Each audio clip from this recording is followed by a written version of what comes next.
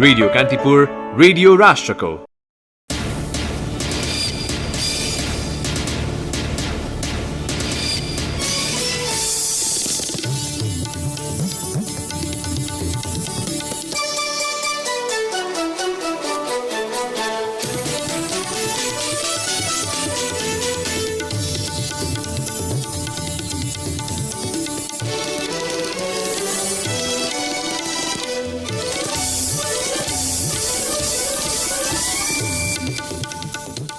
सीआईबीद्वारा 5 पूर्व मन्त्री सहित 172 जना विरुद्ध अनुसन्धानमा किर्ते र ठगी मुद्दाको प्रक्रिया सुरु। आईजीपी खनालले अवकाश पाउन 5 दिन मात्र बाँकी हुँदा समेत नेपाल प्रहरीमा नयाँ नेतृत्वबारे सरकारले छलफल थालेन। प्रहरीको व्यवसायीकरणमा नै गम्भीर धक्का लागेको सरोकारवालाहरूको टिप्पणी। संखुवा सभामा निर्माणाधीन 900 मेगावाटको अरुण तेस्रो जलविद्युतका लागि 7 बैंकले 1 खर्ब 1 अर्ब लगानी गर्ने 20 अर्ब रुपियाँ तिरे सीजीलाई लाइसेन्स दिने सरकारको भनाई। चीनद्वारा अमेरिकाबाट आयात गर्ने 1717 प्रकारका सामग्रीमा आधा कर कटौती। र चोटका कारण शरद भेसावकरले त्रिकोणात्मक सिरिजका बाँकी खेल गुमाउने। शरदको स्थानमा सुभाष खकुरेलले खेल्ने। नमस्कार, कान्तिपुर डायरीका साथमा साथी केशु र म दिवा। अब समाचार विस्तारमा। प्रहरीको केन्द्रीय अनुसन्धान ब्युरो सीआईबीले ललिता निवास अनियमितता प्रकरणमा संलग्न 172 जनामाथि किर्ते र ठगीको मुद्दा चलाउन प्रक्रिया अघि बढाएको छ। अख्तियार दुरूपयोग अनुसन्धान आयोगले यही प्रकरणमा 175 जना विरुद्ध विशेष अदालतमा मुद्दा दायर गरेको भोलिपल्टै प्रहरीले गृह मन्त्रालयलाई जाहेरीका लागि पत्राचार गरेको हो। स्रोतका अनुसार सीआईबीले गृहलाई हिजो पत्र पठाउँदै ठगी र किर्ते मुद्दाको जाहेरी अघि बढाइदिन आग्रह गरेको छ। फौजदारी न्याय प्रणालीमा पीडितले जाहेरी दिनुपर्छ। गृह अन्तर्गतकै समरजङ कम्पनीको जग्गा मिचिएकाले गृहले प्रहरीलाई निर्देशन सहित पत्र पठाएपछि कारबाही प्रक्रिया अघि बढ्नेछ। गत साता सीआईबीले गृहमा बुझाएको प्रतिवेदनमा ललिता निवास अनियमितता प्रकरणमा पूर्व उपप्रधानमन्त्री विजय कुमार गक्षेदार सहित 172 संलग्न भएको भन्दै किर्ते र ठगीमा कारबाही चलाउन सिफारिस गरिएको थियो। सो प्रतिवेदन कार्यान्वयनका लागि अब गृहले प्रहरीमै फाइल पठाउनु पर्ने हुन्छ। सीआईबीले यसअघि सरकारको निर्देशन अनुसार छानबिन मात्र गरेको थियो भने अब फौजदारी मुद्दा चलाउन अनुसन्धान गर्नुपर्नेछ। प्रहरी प्रवक्ता डीआईजी शैलेश थापाले ठगीमा पीडित पक्षले जाहेरी दिनुपर्ने कानूनी व्यवस्था भएकाले गृह वा सरकारी निकायबाट निवेदन आएपछि अनुसन्धान अघि बढ्ने बताउनुभयो।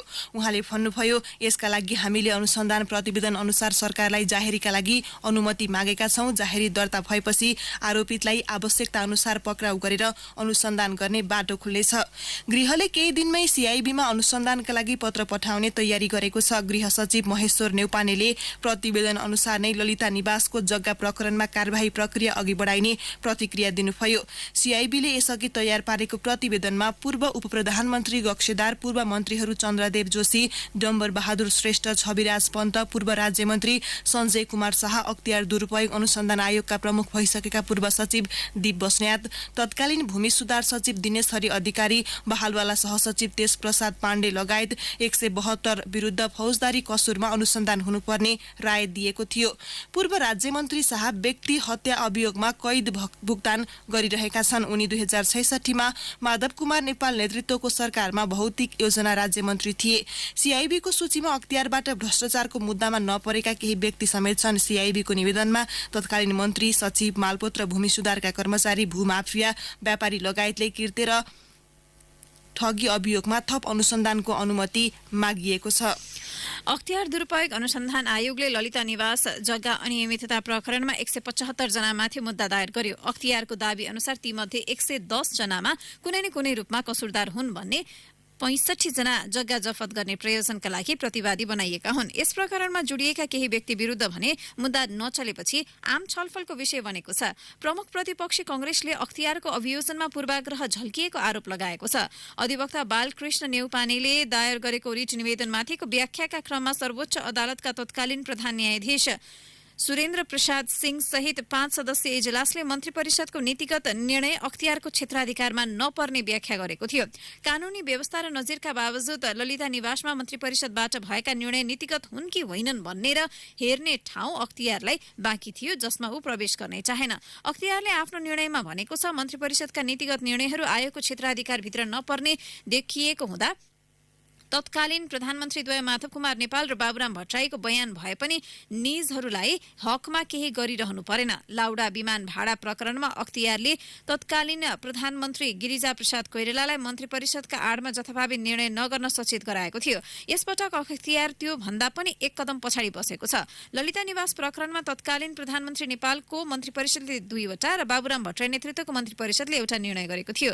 दुवै निर्णयका आधारमा सरकारी जग्गा व्यक्तिका नाममा दर्ता भएका थिए। मन्त्री परिषदले गर्ने कुनै पनि नीतिगत निर्णय आफ्नो क्षेत्राधिकारमा नपर्ने कानूनी व्यवस्था र सर्वोच्च अदालतको नजिर समेतका आधारमा अख्तियारले नेपाल र भट्टराईलाई नछुने निर्णय गर्यो। अख्तियार दुरुपयोग अनुसन्धान आयोग ऐन 2048 को दफा 4 मा मन्त्री परिषद बैठकले सामूहिक रूपमा गरेको नीतिगत निर्णयमाथि आयोगले छानबिन गर्न नसक्ने व्यवस्था छ। तत्कालीन मुख्य सचिव माधव घिमिरेलाई समेत अख्तियारले भ्रष्टाचार मुद्दा चलाएन। घिमिरेले सार्वजनिक जग्गा मोहीलाई बाँड्ने र मोही सम्बन्धी निर्णय मालपोत कार्यालयबाट गर्ने प्रस्ताव मन्त्री परिषदमा पेश गरेका थिए। उनले ती प्रस्तावका कानूनी वैधतामा समेत ध्यान दिएका थिएनन्। त्यति मात्र होइन, उनले सचिवहरूको बैठकमा निर्देशन दिएको भनी तत्कालीन भौतिक योजना तथा निर्माण मन्त्रालयका सचिव दीप बस्नेतले टिप्पणी उठाएका थिए। दुर्घटनामा दिवंगत भइसकेकाले मानवीय संवेदना जोडिएको भएकाले अख्तियारको आरोप पत्रमा तत्कालीन मुख्य सचिव घिमिरेको भूमिकाबारे केही उल्लेख छैन। अब पालो कान्तिपुर सविस्तारको। कान्तिपुर सविस्तार। यो बीचमा कुनै राजनीतिक उथलपुथल भएन भने नेपाल प्रहरीले आगामी बुधबार नयाँ नेतृत्व पाउनेछ। गत वर्षको चैत 28 गते महानिरीक्षक आइजीपी बनेका सर्वेन्द्र खनालले 30 वर्षे सेवाहतका कारण अनिवार्य अवकाश पाउने भएपछि प्रहरीले माघ 29 गते 27औं नेतृत्व पाउन लागेको हो। तर प्रहरीभित्र नयाँ नेतृत्वको प्रक्रिया भने अस्वाभाविक बन्दैछ, जसका कारण नेतृत्वका लागि नीतिगत र व्यवस्थापकीय अनुभव कमजोरीका रूपमा देखिएका छन्। कुनै समय यस्तो थियो जुन बेला प्रहरी महानिरीक्षक कसलाई बनाउने भन्ने विषयलाई लिएर सत्ता नेतृत्वकर्ता दल र प्रतिपक्ष बीच जुहारी चल्थ्यो। जयबहादुर चन्दलाई आइजीपी बनाउने तत्कालीन प्रधानमन्त्री शेरबहादुर देउवाको निर्णयप्रति आगो ओकलेका नवराज सिलवाल यो बेला नेकपाबाट प्रतिनिधि सभामा प्रत्यक्ष निर्वाचित सांसद छन्। सिलवाललाई आइजीपी बनाउन नसकेका वर्तमान प्रधानमन्त्री केपी शर्मा ओलीले सिधै ललितपुर 1बाट उनलाई टिकट दिए। ओली नेतृत्वको वर्तमान सरकारले नै सर्वेन्द्र खनाललाई नेपाल प्रहरीको 26औं महानिरीक्षक बनायो। विगतमा महानिरीक्षकलाई लिएर हुने गरेका बहस र चलखेल 27औं महानिरीक्षकलाई लिएर भने मौन प्राय छ। खनाल रिटायर हुन केही दिन मात्र बाँकी रहँदा समेत सरकारको यो मौनता बुझिन सक्नुको छ। सुरक्षाविद गेजा शर्मा वाग्ले नेपालका सुरक्षा निकायहरू विशेष गरी नेपाल प्रहरीको संगठन प्रमुखको बारेमा जहिले पनि अन्तिम घडीसम्म पनि अन्यौलो अनिश्चितता र विवाद कायमै भएको देखिन्छ।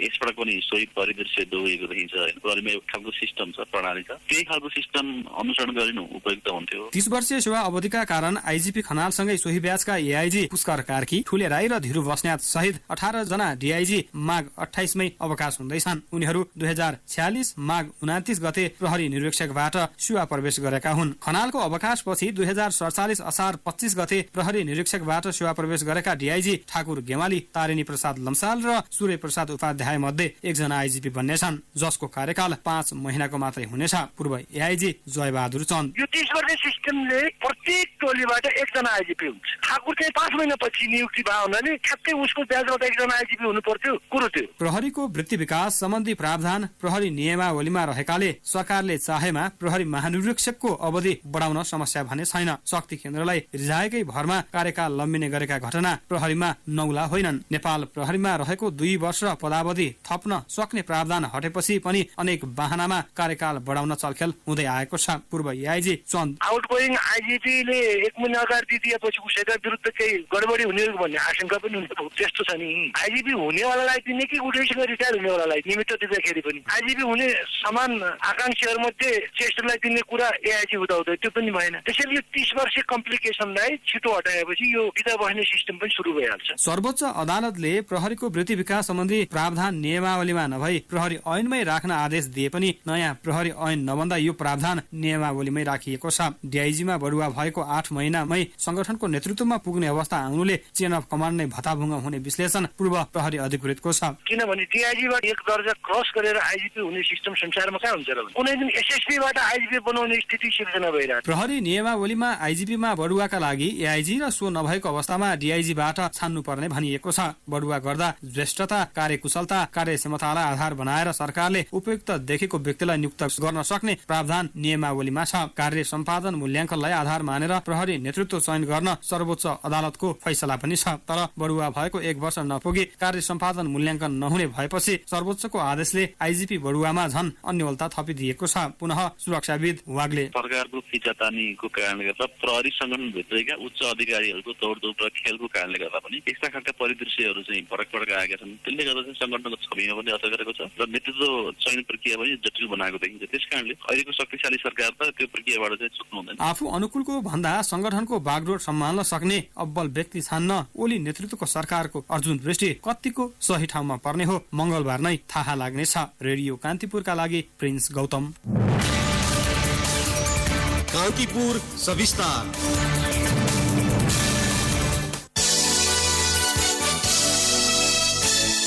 संचार तथा सूचना प्रविधि मन्त्री गोकुल बास्कोटाले सीजी कम्युनिकेशन्सले 20 अर्ब रुपियाँ तिरेर प्रक्रिया पुर्याए लाइसेन्स दिने बताउनु भएको छ। सरकारले पूर्वाग्रह राखेर सीजीलाई देशैभरि मोबाइल सेवा सञ्चालन गर्ने लाइसेन्स नदिएको आरोपको खण्डन गर्दै मन्त्री बास्कोटाले यस्तो धारणा राख्नुभयो। मन्त्री परिषदको निर्णय सार्वजनिक गर्न नियमित रूपमा आयोजना हुने पत्रकार सम्मेलनमा मन्त्री बास्कोटाले सीजीले 25 लाख रुपियाँ तिरेर ग्रामीण दूरसञ्चार सेवाको लाइसेन्स लिएको र सोही लाइसेन्सलाई मोबाइल सेवाको लाइसेन्सका रूपमा रूपान्तरण गर्न खोजेको आरोप लगाउनुभयो। उहाँले भन्नुभयो देशैभर सेवा विस्तारको लागि एकीकृत लाइसेन्स लिन 20 अर्ब तिर्नुपर्छ। सीजीले पूर्वाञ्चलका 514वटा गाउँ विकास समितिमा काम गर्न लाइसेन्स लिएको थियो। सीजीले ग्रामीण क्षेत्रमा दूरसञ्चार सेवा पुर्याउन सरकारसँग 10-11 करोड रकम सहयोग लिए पनि पूर्वाधार विस्तारको काम नगरेको मन्त्री बास्कोटाको भनाइ थियो। मन्त्री बास्कोटाले एकीकृत लाइसेन्सका लागि 20 अर्ब तिर्नुपर्ने बताए पनि त्यो सत्य होइन। सरकारले 2069 जेठ 1 गते राजपत्रमा सूचना प्रकाशित गर्दै दूरसञ्चार सेवाका लागि एकीकृत लाइसेन्सको अवधारणा ल्याएको थियो। कान्तिपुर डायरीमा अब ब्रेकको पालो। कान्तिपुर डायरीमा अब बाँकी प्रसंग। सरकारले चीनबाट फर्काइने नेपालीलाई राख्ने क्वारेन्टाइनका लागि 4वटा ठाउँ छनौट गर्न स्वास्थ्य मन्त्रालयलाई निर्देशन दिएको छ। सरकारले आदेश दिनासाथ नेपालीलाई फिर्ता ल्याउने थप प्रक्रिया सुरु गर्ने स्वास्थ्य मन्त्रालयका प्रवक्ता महेन्द्र प्रसाद श्रेष्ठले बताउनुभयो। मन्त्रालयले हालसम्म चीनमा रहेका कुनै पनि नेपालीमा नोभल कोरोना भाइरसको संक्रमण देखिएको रिपोर्ट प्राप्त नभएको समेत जनाएको छ।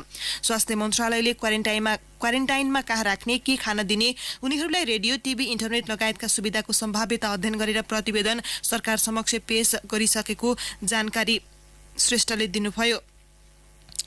यसैबीच चीनमा अध्ययनरत नेपाली विद्यार्थीलाई सरकारले अहिलेसम्म उद्धार नगरेको भन्दै अभिभावकले स्वास्थ्य राज्यमन्त्री नवराज रावतलाई हिजो ज्ञापन पत्र बुझाएका छन्। आफ्ना नागरिकलाई फिर्ता ल्याउन सरकारले ढिलासुस्ती गरिरहेको आरोप समेत उनीहरूले लगाएका छन्। यसैबीच संचार तथा सूचना प्रविधि मन्त्री गोकुल बास्कोटाले केही तयारी बाँकी रहेकाले चीनमा रहेका नेपालीलाई तत्काल फिर्ता ल्याउने अवस्था नरहेको बताउनु भएको छ। मन्त्रालयमा हिजो आयोजित पत्रकार सम्मेलनमा उहाँले चीनमा रहेका सबै नेपाली सुरक्षित रहेको बताउनुभयो।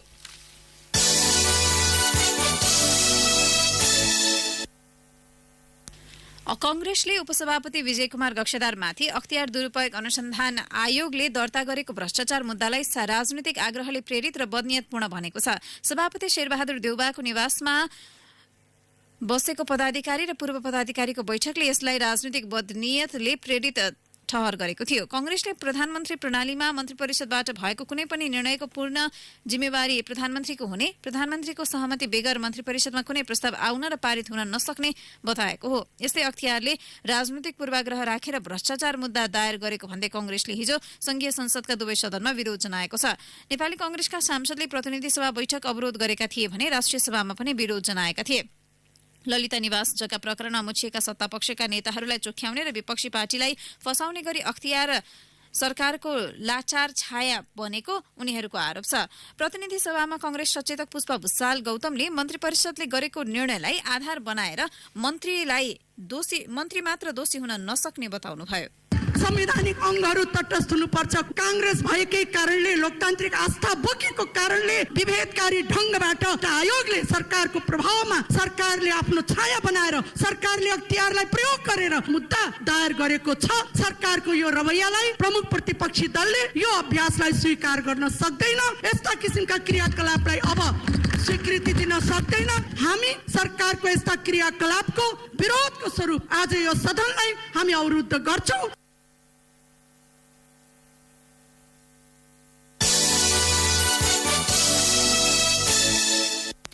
राष्ट्रिय सभाले पत्रकारले लाइसेन्स परीक्षा लिनुपर्ने प्रावधान हटाएर हिजो नेपाल मिडिया काउन्सिल विधेयक सर्वसम्मत रूपमा पारित गरेको छ।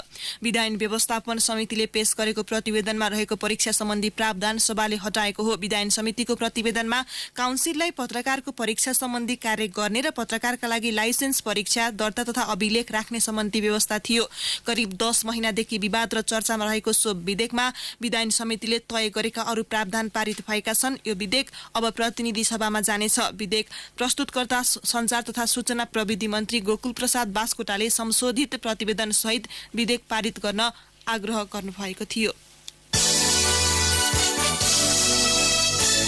अदालतको अवहेलना गरेको भन्दै कान्तिपुर पब्लिकेशन्स विरुद्ध 2 वर्ष अघि दायर मुद्दा सर्वोच्च अदालतले खारिज गरेको छ। सर्वोच्चका न्यायाधीशहरू दीपक कुमार कार्की, मीरा खड्का, हरिकृष्ण कार्की, विश्वम्भर प्रसाद श्रेष्ठ, ईश्वर प्रसाद खतिवड़ा, आनन्द मोहन भट्टराई र प्रकाशमान सिंह राउतको हिजो बसेको बृहत पूर्ण इजलासले कान्तिपुरले उठाएका मुद्दा सत्य र वस्तुनिष्ठ रहेकाले अवहेलना ठहर हुन नसक्ने फैसला गरेको हो। तत्कालीन प्रधान न्यायाधीश गोपाल पराजुलीको शैक्षिक योग्यताका सम्बन्धमा लेखिएको समाचारले अदालतको अवहेलना भएको भन्दै कान्तिपुर पब्लिकेशन्सका अध्यक्ष एवं प्रबन्ध निर्देशक कैलाश सिरोहिया, निर्देशक स्वस्तिका सिरोहिया, प्रधान सम्पादक सुधीर शर्मा र संवाददाता कृष्ण गेवाली विरुद्ध मुद्दा दायर गरिएको थियो। सर्वोच्चको फैसलाले कान्तिपुर विरुद्ध सुनियोजित रूपमा गलत मनसायका साथ मुद्दा लगाइएको पुष्टि भएको कानूनविदहरूले बताएका छन्। चिकित्सा शिक्षा आयोगको निर्देशन अवज्ञा गर्दै मोरङको नोबेल र बाँकेको नेपालगञ्ज मेडिकल कलेजले एमबीबीएसका विद्यार्थीसँग अतिरिक्त शुल्क असुल्न थालेका छन्। विद्यार्थी र अभिभावकलाई प्रलोभन, त्रास र धम्की दिएर कलेज सञ्चालकहरूले शैक्षिक सत्रको सुरुमै बढी शुल्क असुलेका हुन्। 29 लाखभन्दा बढी अतिरिक्त शुल्क उठाउने प्रयास गरेको नोबेलले थप शुल्क लिन 6 जना विद्यार्थीसँग कबुलियतनामा गराइसकेको छ। कबुलियतनामा भर्ना, परीक्षा लगायत शीर्षकमा थप शुल्क लिने उल्लेख छ। नोबेलले बढी शुल्क तिर्न सहमत भएका ती 6 विद्यार्थीसँग मात्र माघ 19 गते काउन्सिलिङ गरेको थियो। अधिकांश अभिभावकले बढी शुल्क नतिर्ने अडान लिएपछि कलेज प्रशासनले शुल्क नतिर्नेलाई काउन्सिलिङमा सहभागी नगराएको हो। कलेजले एमबीबीएस तर्फ 100 विद्यार्थीको भर्ना लिन पाउँछ। कान्तिपुर डायरीमा पुनः ब्रेकपछि कान्तिपुर डायरीमा अब आर्थिक प्रसंग। संखुवासभामा निर्माणाधीन 900 मेगावाटको अरुण तेस्रो जलविद्युत आयोजनाका लागि लगानी जुटेको छ। अरुण तेस्रो नेपालमा निर्माणाधीन मध्ये सबैभन्दा ठूलो जलविद्युत आयोजना हो। आयोजनाको प्रवर्तक सतलज अरुण तेस्रो पावर डेभलपमेन्ट कम्पनीका अनुसार आयोजनामा 5 भारतीय र 2 नेपाली बैंकले कुल 1 खर्ब 1 अर्ब रुपियाँ ऋण लगानी गर्ने भएका हुन्। यो नेपालको जलविद्युत क्षेत्रमा भित्रिएको अहिलेसम्मकै ठूलो लगानी हो। पिकिङ रन अफ रिभर प्रकृतिको आयोजनाको लागत 1 खर्ब 4 अर्ब रुपियाँ अनुमान गरिएको छ। सन् 2011 मा भएको विस्तृत परियोजना अध्ययन डीपीआरले गरेको लागत अनुमान बढ्ने अनुमान छ।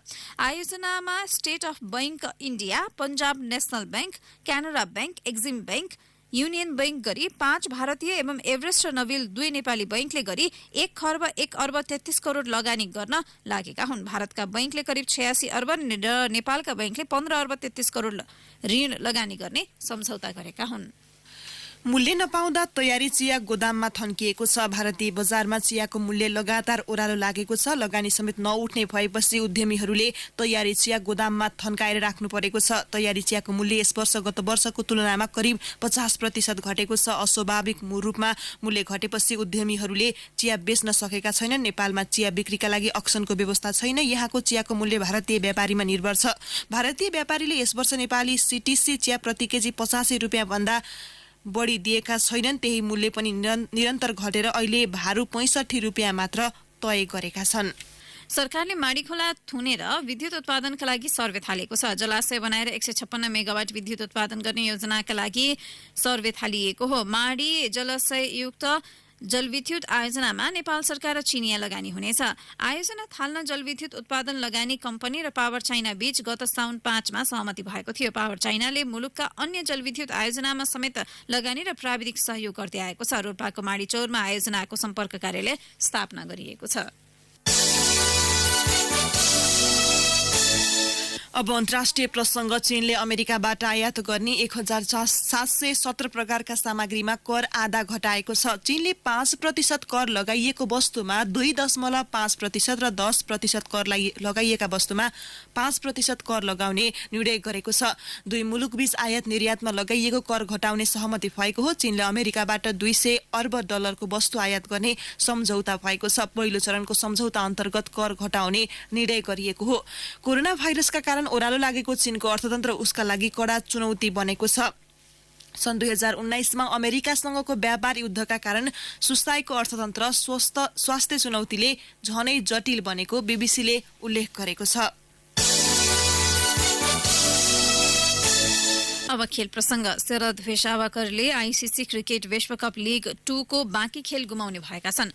ओमानसँग बुधबार भएको खेलमा शरद ब्याटिङका क्रममा घाइते भएका थिए। ओमानसँग अघिल्लो दिनको खेलमा निकै संयमित भएर खेलेका शरद इनिङ्सका क्रममा असहज देखिएका थिए र उनले धेरै पटक फिजियो विक्रम न्यौपानेको सहायता लिनु परेको थियो। शरदलाई कम्मरमाथिको भागमा चोट लागेको छ, जसको कारण उनले 10 दिन खेल्न नसक्ने भएका हुन्। सोही कारण उनले त्रिकोणात्मक श्रृङ्खलाका बाँकी खेल गुमाउने भएका हुन्। श्रृङ्खलामा नेपालले अमेरिकासँग 2 तथा ओमानसँग 1 खेल खेल्न बाँकी छ। शरदले 55 रन बनाए पनि ओमानसँगको खेलमा नेपाल 18 रनले पराजित भएको थियो।